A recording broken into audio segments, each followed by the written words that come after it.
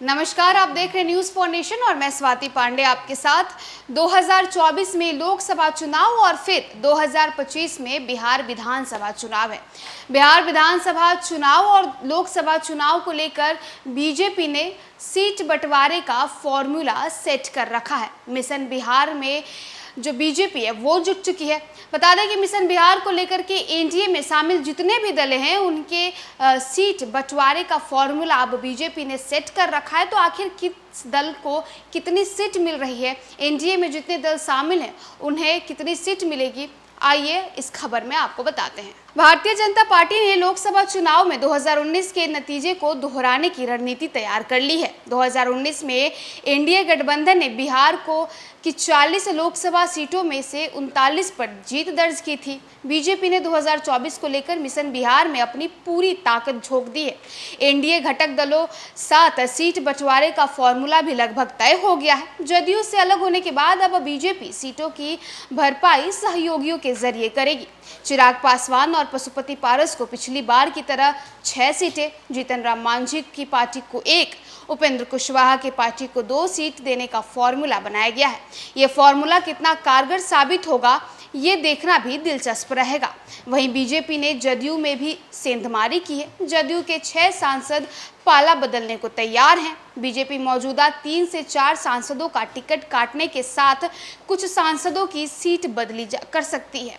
बिहार में लोकसभा की 40 सीटें हैं। बीजेपी नेता अमित शाह का दावा है कि 2024 के आम चुनाव में एनडीए सभी सीटों पर जीत हासिल करेगा, लेकिन एक ताज़ा सर्वे बीजेपी नेता के दावे पर सवालिया निशान लगा रहा है। 2019 के आम चुनाव में बीजेपी को 39 सीट मिली थी, लेकिन तब से अभी तक स्थितियां काफी बदल चुकी है। बिहार के मुख्यमंत्री नीतीश कुमार के रूप में एनडीए की सीटों का एक बड़ा हिस्सा बीजेपी से दूर हो चुका है। और बता दें कि एक मीडिया रिपोर्ट्स को देखें तो अब तक की सबसे बड़ी चुनौती उसी छोर से मिल रही है।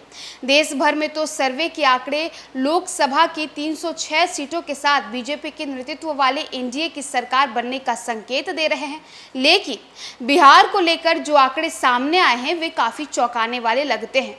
बिहार की 40 लोकसभा सीटों में से एनडीए को 14, जबकि इंडिया गठबंधन यानी Indian national development inclusive alliance को 26 सीटें मिलती दिखती है। बता दें बीजेपी नीतीश कुमार के लव कुश समीकरण को न्यूट्रलाइज करने के लिए लगातार कोशिश कर रही है और ज्यादातर जातीय समीकरण साधने की तैयारी में जुट गई है। सितंबर 2022 में अमित शाह ने सीमांचल दौरे में भविष्य का खाका खींच दिया था। अब तो तस्वीर भी धीरे धीरे साफ होने लगी है। अमित शाह ने कहा था बीजेपी 2024 के लोकसभा चुनाव के बाद 2025 के विधानसभा चुनाव के लिए अपना मुख्यमंत्री चेहरा घोषित कर देगी। जब संजय जायसवाल को हटाकर सम्राट चौधरी को बिहार बीजेपी की कमान सौंपी गई तो इसे बीजेपी की तरफ से मुख्यमंत्री के चेहरे के तौर पर भी देखा जाने लगा। सम्राट चौधरी के बहाने बीजेपी असल में लव कुश समीकरण को साधने की कोशिश कर रही है। लव कुश राजनीति का एक बड़ा चेहरा उपेंद्र कुशवाहा भी है। ये बात अलग है कि चुनावी राजनीति में अब वो कोई खास प्रदर्शन नहीं कर पा रहे हैं। 2014 में बीजेपी के साथ मिलकर वो 3 सीटें जीतने में सफल जरूर रहे हैं। 2019 से पहले ही एनडीए छोड़ देने के बाद 5 साल में घूमते फिरते उपेंद्र कुशवाहा फिर से बीजेपी के साथ आ चुके हैं। बीजेपी उनके हिस्से में सीटें तो कुछ खास देने से रही, लेकिन नीतीश कुमार के खिलाफ चुनाव प्रचार में लवकुश चेहरे के तौर पर पेश तो कर सकती है। उपेंद्र कुशवाहा की हर तरह नीतीश कुमार को छोड़कर जीतन राम मांझी ने भी बीजेपी से हाथ मिला लिया। ये ठीक है कि जीतन राम मांझी का चुनावी प्रदर्शन बहुत उल्लेखनीय नहीं रहा है, लेकिन जहां भी रहते हैं उनकी मौजूदगी तो मजबूती से ही दर्ज होती है। मांझी के बयानों से बिहार में सुर्खियां तो बनती ही है और अपनी जाति के वोटर को अपने गठबंधन साथी के सपोर्ट में मैसेज तो देते ही रहते हैं।